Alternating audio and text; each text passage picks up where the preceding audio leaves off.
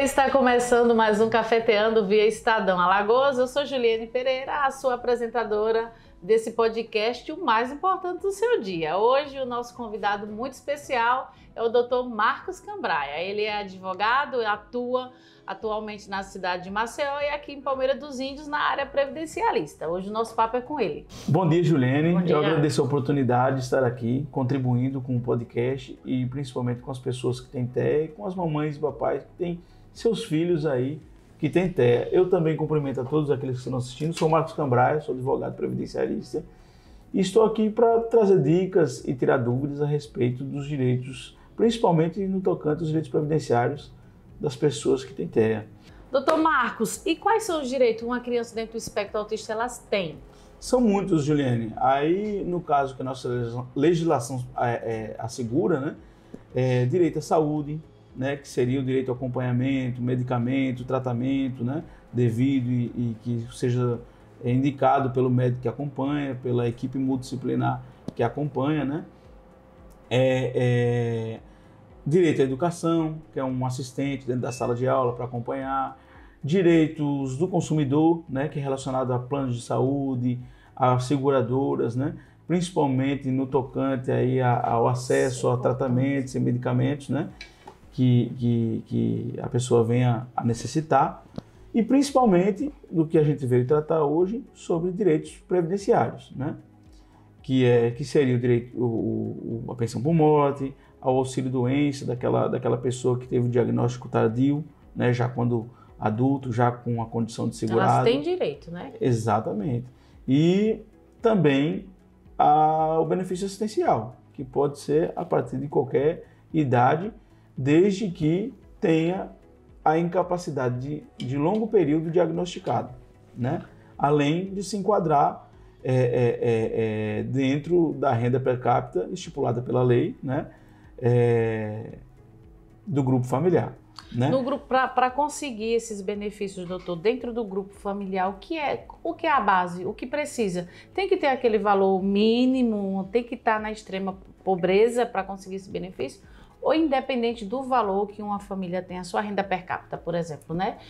Por exemplo, 4 mil, só que aí de repente essa pessoa consegue, ela usufrui tanto esses valores para os custeios dos seus filhos dentro do espectro autista ou com outro tipo de déficit, eles acabam usando aquela porcentagem que de fato pode também dar o recurso, né? Não precisa ser necessariamente uma renda per capita mínima ou de extrema pobreza. Se essa pessoa tiver condições independentes, ela tiver prova para acumular e apresentar perante a justiça, elas conseguem também o benefício, né? Isso. Juliane, é o seguinte, administrativamente, a autarquia previdenciária, o INSS, né, ela entende que aquele rol ali de despesas e receitas apresentados pelo grupo familiar, ele é meio taxativo. Então, ele praticamente considera apenas 1/4 de um salário mínimo por pessoa, né, e podendo flexibilizar isso daí até meio salário mínimo, dependendo das despesas que forem apresentadas, mas até o rol de despesas que podem ser apresentadas administrativamente são bem limitadas, apenas com medicação, com acompanhamento, com fralda, né, quando se é necessário, né? Custeios com transporte e escola também, doutor, se encaixa? Isso daí a gente só consegue na modalidade judicial. Entendeu? Porque isso aí vai depender de uma interpretação da legislação, entendendo que ela é um rol exemplificativo, né? Então, nesse caso, na justiça... Não é a regra, né, doutor? Isso. Na justiça a gente consegue uma flexibilização das despesas a serem apresentadas. Mas isso daí a gente também tem que fazer com que as pessoas que estão nos ouvindo e nos acompanhando entendam que quem é o grupo familiar, quem faz parte do grupo familiar. O grupo familiar é composto por todas aquelas pessoas que contribuem com a receita ou com a despesa da família, né, daquelas pessoas que residem ali, né? Mas na justiça e às vezes até administrativamente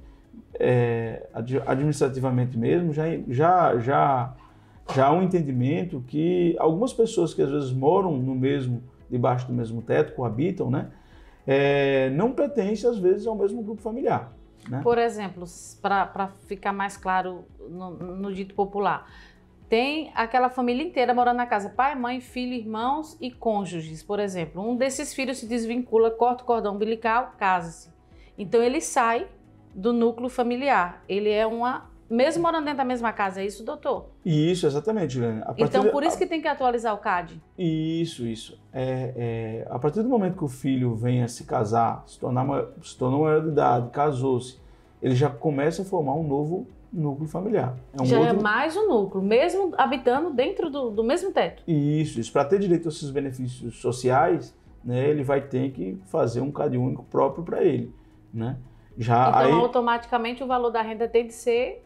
a renda dele já não influencia para o grupo familiar que ele vinha, né, que ele participava. Ele tem que ser tirado do cadastro lá, do cadastro único, e ser incluído, inserido no novo grupo familiar. Ou seja, os gastos, que até então era relatado que se gastava X, automaticamente ele regrediu, gasta-se Y. Então, a Justiça, o INSS entende que aquele valor a família pode se manter. Por isso que acontece os cortes dos benefícios e alguns pedidos negados? Isso.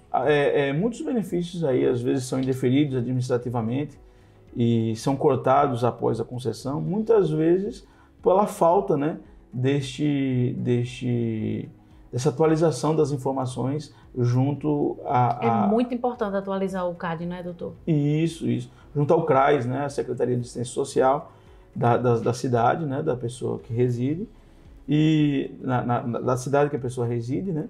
E isso aí tem que ser atualizado a cada 2 anos, ou às vezes até um chamado do INSS para atualização de alguma informação lá, ou esclarecimento, né, de alteração de renda, de grupo familiar, que às vezes a pessoa está lá no grupo familiar, tem um vínculo, inicia um vínculo empregatício, começa a trabalhar em algum local e não atualiza, só que o governo tem essa informação, né? Quando a empresa lá informa... Você pode não fazer nada, mas ele tem informação. Isso quando a empresa informa lá o novo contrato de trabalho, a partir desse momento a empresa começa a contribuir para o INSS, o INSS tem a informação do que aquele integrante do grupo familiar saiu de uma renda que era 0 e passou a ter uma renda a partir daquele momento. Então isso tudo aí influencia na conjuntura.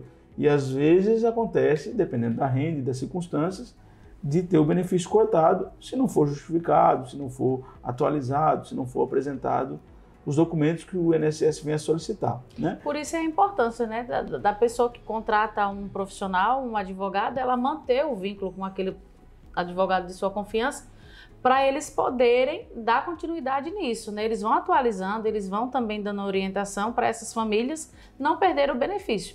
Não é isso, doutor? Por isso a importância de manter o contato com o advogado, né? Exatamente, Juliane. E por isso mesmo chama a atenção das pessoas que estão nos assistindo aqui, para que elas contratem um advogado de sua confiança para acompanhar o processo administrativo da solicitação do benefício assistencial, ou pensão por morte, ou até mesmo auxílio-doença, desde o início.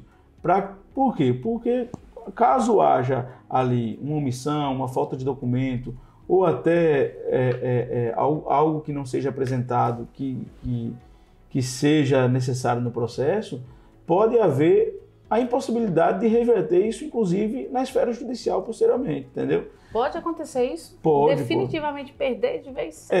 Exatamente. Nossa.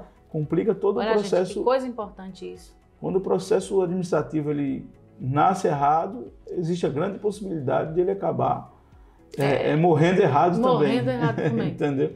Então, assim, é de fundamental importância que as pessoas procurem um advogado de sua confiança para ter o acompanhamento desde o início e mantenham a relação com esse advogado após a concessão do benefício, para que possam tirar suas dúvidas de tudo que vem surgir, chamado do INSS, para um corte de um benefício, para que o advogado possa tomar as devidas providências.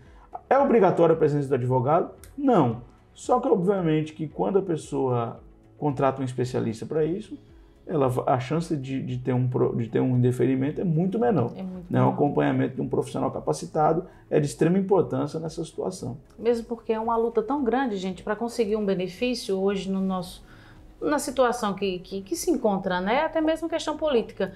É tão difícil e você ter um benefício e ser cessado ou negado por falta de, vamos dizer assim, comprometimento, né? Conseguiu o benefício, o advogado já recebeu a sua porcentagem, então daqui por diante eu cuido. Mas aí nesse caminho, né, doutor, sempre vai acontecer algumas divergências, atualizações, né, coisas que aos nossos olhos leigos a gente não imagina. Sempre tem que ter a vertente de um advogado, de um profissional, assim, e friso aqui de sua confiança. A gente não pode deixar isso passar, porque é um direito do seu filho, independente dele ter o diagnóstico tardio, né, doutor? Isso. Se for comprovado, pelo que eu entendi, a incapacidade dessa pessoa de suporte 1, ela vai conseguir manter o seu benefício, não é isso? Isso. Independente dela ser suporte 3, 2, 1, se for constatada a incapacidade, de toda maneira é importante ter a manutenção com o advogado, né? A gente sempre tem que estar atualizando.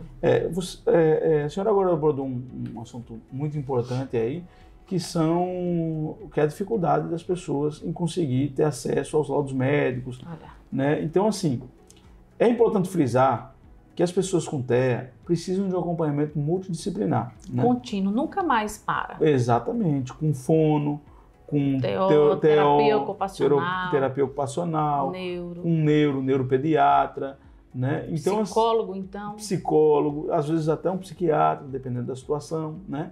Então, assim, para que possa ter o diagnóstico correto, né? Porque hoje a gente... Diagnóstico digno, né, doutor? Exatamente, né? E aí, com esse diagnóstico, se ocorrer de ter um diagnóstico de incapacidade de longo período, ela já vai ter a incapacidade ali diagnosticada, né? Já é o primeiro passo para a pessoa ter direito ao benefício essencial, entendeu? A outra questão é a questão do grupo familiar e da renda per capita, né? Que nós já trabalhamos aqui. Então, assim, é de extrema necessidade que a pessoa faça esses acompanhamentos, procure essa equipe multidisciplinar para poder chegar no diagnóstico conclusivo. Porque muita gente, às vezes, acaba parando no meio do caminho, acaba desistindo, porque não tem acesso ao laudo. Leva simplesmente o filho num psiquiatra, num neuro, né? E ele não consegue ali diagnosticar numa primeira consulta, né? Chegar numa conclusão de um diagnóstico tão complexo como é o TEA, porque existem muitas situações semelhantes, né? É verdade. Muitos sintomas semelhantes, né? De situações semelhantes. Então, por isso que é extremamente importante o acompanhamento multidisciplinar aí para poder fechar o diagnóstico e aí assim correr atrás de um benefício. Mesmo porque, doutor, a visão ela é bem crítica, né? Às vezes nem sempre você ter características autistas quer dizer que você é autista, né? Então não é só o tripé, hoje em dia são muitas bases, porque cada pessoa é uma esfera diferente, então tem que ter um acompanhamento profissional. E eu friso aqui, deixo claro isso, que uma das portas de entrada é a fono.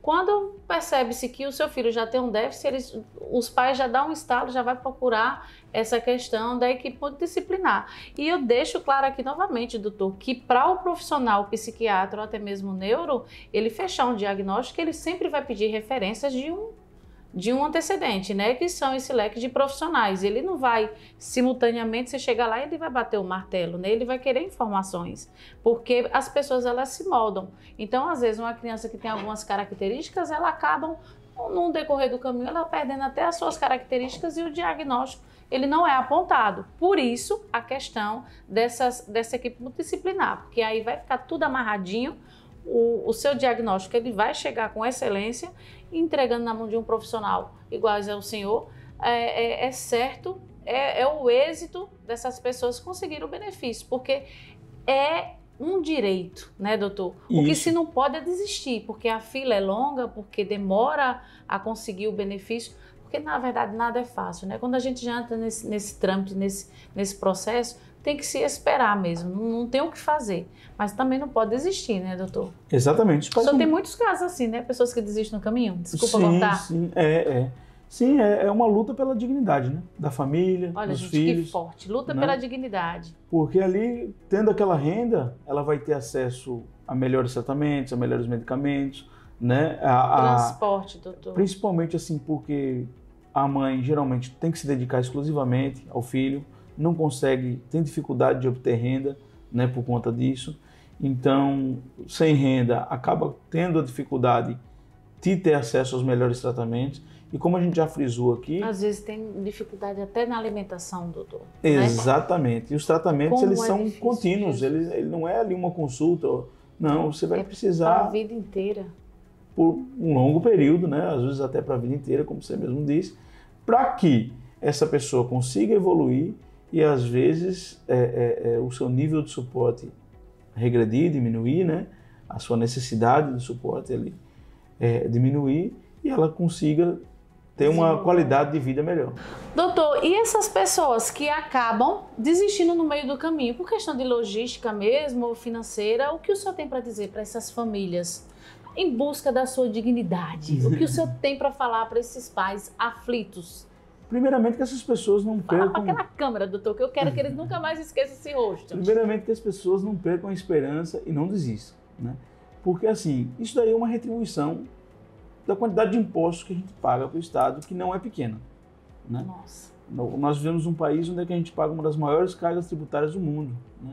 E ter acesso aos nossos direitos, além de uma garantia nossa, é um dever do Estado, né? Nos garantir o direito à educação, o direito à saúde, o direito ao lazer, o direito a um benefício assistencial para aquelas pessoas que precisam, a inclusão, né? Há uma pensão por morte para quem contribuiu às vezes uma vida toda, precisa passar o benefício para o filho que tem TEA, né? Que acabou faltando, né? Acabou deixando esse plano existencial, né?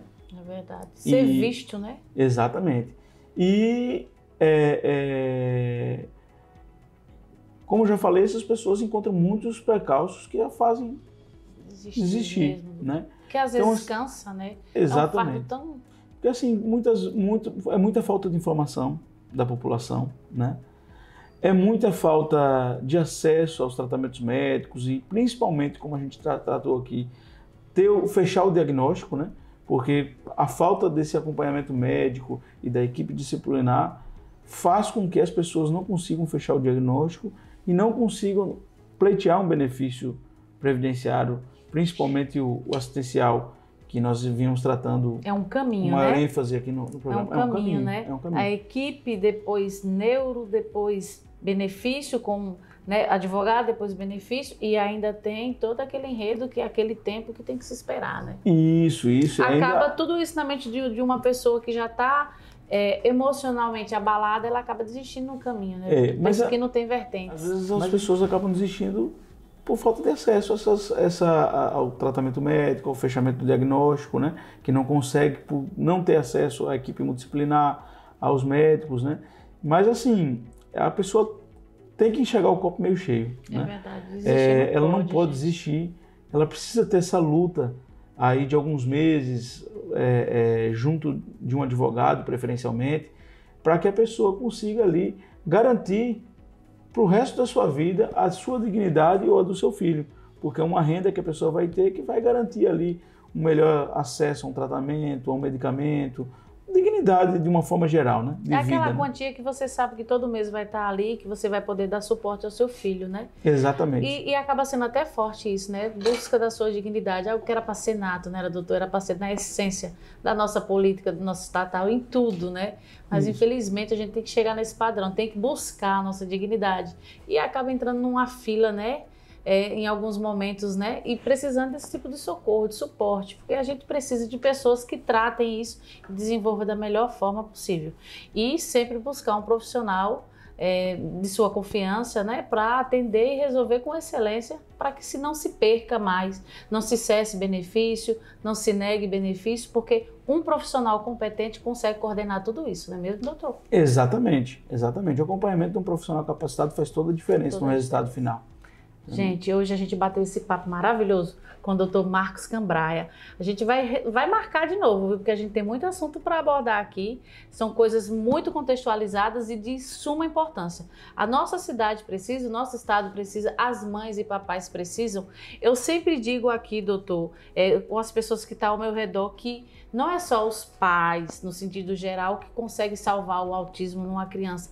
A mãe não pode desistir. Eu sou aquela pessoa que mais motiva a mãe, porque a mãe, ela é a primeira a dar o passo. Os papais, eles correm atrás, eles vão atrás, mas a mãe motiva.